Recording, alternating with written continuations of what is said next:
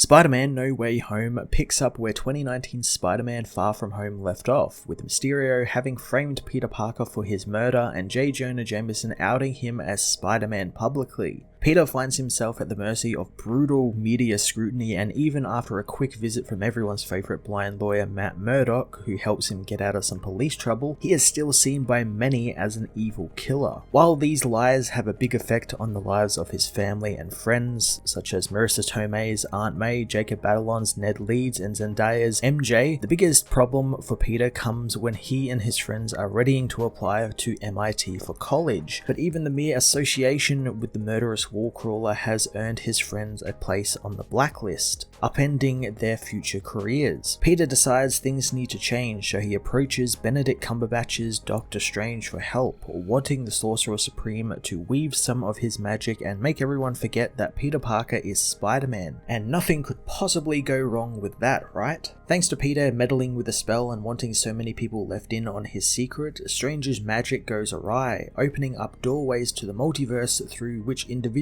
who know that Peter Parker is Spider-Man are pulled through. The first to appear is Alfred Molina's Doc Ock, who, thanks to the mechanical arms still influencing his mind, is as vengeful and angry as ever, but also, in a slight bit of comedy, is utterly confused that the Spider-Man he is fighting on the freeway isn't the one he fought almost 20 years ago. Similarly confused are Peter's other villains for the movie, the next being Jamie Foxx's Electro and Willem Dafoe's Green Goblin. Rhys Ifran's Lizard, who is actually the first to be captured and doesn't really have much to do in the film, along with Thomas Hayden Church's Sandman, who after run-ins with the Webhead wind up thrown in Doctor Strange's basement dungeon. It's here the movie reveals to us that each of these villains was plucked right from the moment of their deaths, just before it happened. Hearing that these people die at the hands of their Spider-Men, Peter is moved to help them, so when Strange comes to them with a cube-like device to help send them back to the multiverse, he goes against his fellow Avenger and aims to save the villains from their fates by curing them of their respective ailments and sending them back as normal men. The villains, however, love this new world they found themselves in, some knowing that they'll get another chance at life, while others, like Electro, is fully changed for the better and refuse to leave because of it. Of course, this can't happen since them existing on the world they aren't meant to be is causing havoc with the reality, tearing it apart in a way very reminiscent to how the multiverse was properly birthed at the end of the Loki series. Now, it's not a Spider-Man movie without the villain striking at Peter's heart, and thanks to his identity being outed, the villains know exactly where to strike, attacking his friends and Aunt May, which leads to an action sequence that results in Aunt May's death, but not before she can deliver a really wonderful, tear-inducing, with great power speech to Peter, reminding the boy she considered her son, who he is and what he stands for. Peter can't deal with all these villains alone though, and it's at this point that the Spider-Men are introduced, with Tobey Maguire and Andrew Garfield reprising their roles, coming into the MCU proper to give Tom some much needed help. How John Watts deals with these characters is quite perfect. They don't just swing in and save the day in some grand action scene. In fact, we don't even see them properly suited up until the finale, as before they are all just sizing it up with Tom's Peter to help find a way to cure the villains. This leads to moments where we get brief glimpses into their lives since we last saw them 20 or 10 years ago. Tobey's Spider-Man is obviously the oldest, with him emanating a very fatherly role and one that has come from more experience than the other two, with an amazing bit with the great power, great responsibility line being thrown in and allusions to Harry Osborn. Garfield is much like the older brother, telling the story of how he lost his Gwen Stacy. It's a fantastic set of scenes for all of the characters, and I love that it's just in sort of a lab and they aren't, out fighting crime or anything. They're just sitting down, shooting the shit. There's no giant set pieces or loud noises. It's just characters talking with one another and being science bros. The final battle, of course, takes place on the Statue of Liberty, which is currently undergoing a change into a Captain America statue, honoring the hero and his sacrificed during Endgame. The battle is exactly what you'd expect when you involve 3 Spider-Men and 5 villains. It's loud, explosive, and a big grand finale that gives all of the Spider-Men and the villains a chance to shine at one point or another. And it even further develops their relationships a little, with Ock noting how his Peter is all grown up, and Garfield even tries to reconcile briefly with Electro, reminding him that he is a real person, and even getting another shot at saving the girl as he saves MJ from falling, helping him find some sort of closure to Gwen's death. There's a really great bit when Toby and Andrew meet for the first time where there is a very split-second fight before they realize that they are both Spider-Men from different Earths. It wasn't drawn out or anything, there was no sort of doppelganger, big fight sort of happening. It was quick and the characters really play well off one another.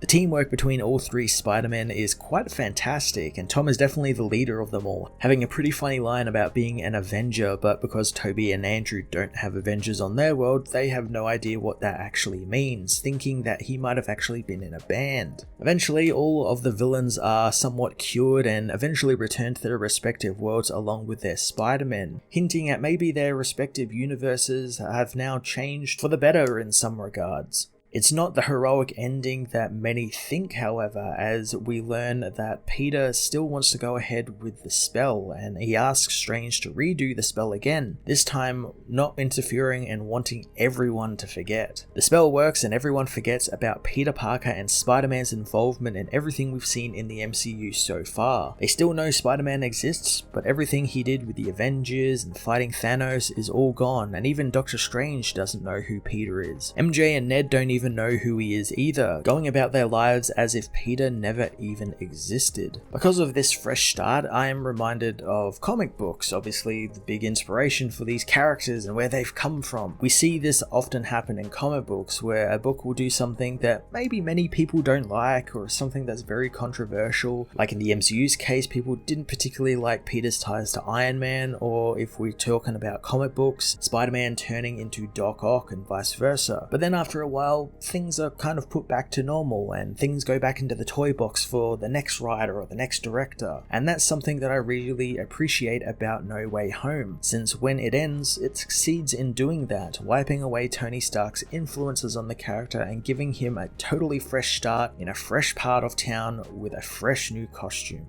The movie has 2 post-credit sequences, the first building off of Venom 2's that saw Eddie Brock make his way over to the MCU proper. It's more of a comedic sequence with Eddie and Venom talking with a bartender about the various Avengers and Thanos, and how they plan on being a somewhat lethal protector in this new world, since there are so many heroes and they feel like they might be accepted. But they are pulled back into the Sonyverse before they can do anything thanks to Strange fixing the multiversal problems. A piece of the symbiote, however, was left behind, signposting the inevitable upcoming Black Suit saga for Spider-Man, no doubt. The second sequence is a bit of a big one, since it's technically a trailer for the Multiverse of Madness, the next Doctor Strange movie, which sees Wanda confronted by Strange, who surprisingly isn't there for her acts in Westview as seen in WandaVision, but is there to seemingly recruit her against the Strange Supreme, the Doctor Strange we saw in the What If cartoon, who is present and messing things up, and according to Mordo, is the greatest threat the multiverse has ever seen.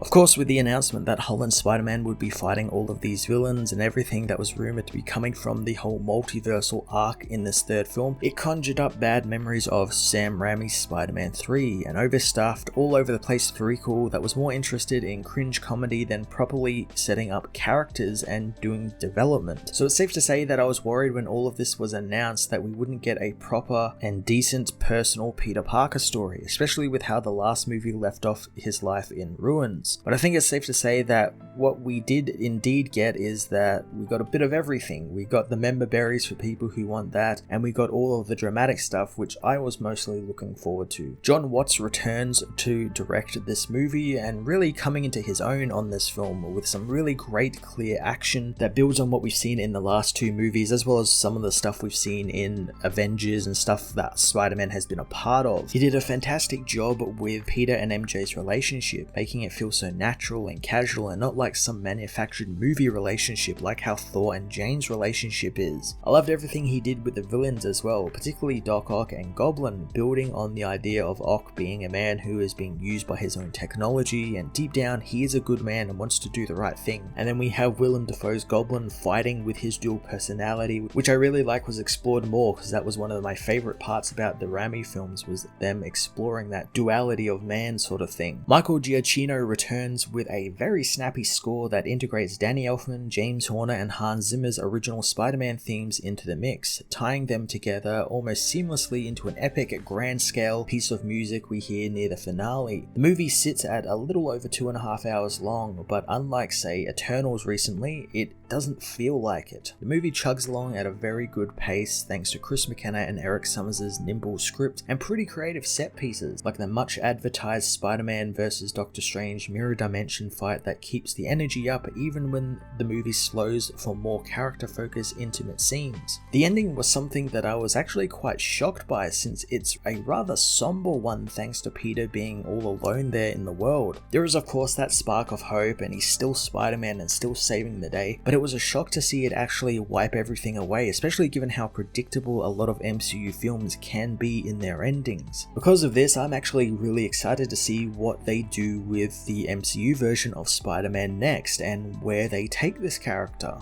Spider-Man No Way Home was an absolute blast, from energetic beginning to somber ending, delivering on all of the nostalgia people have been calling for to happen for a long time, while also delivering a compelling and personal story for Tom Holland's Peter Parker. I'm going to give Spider-Man No Way Home a 9.5 out of 10.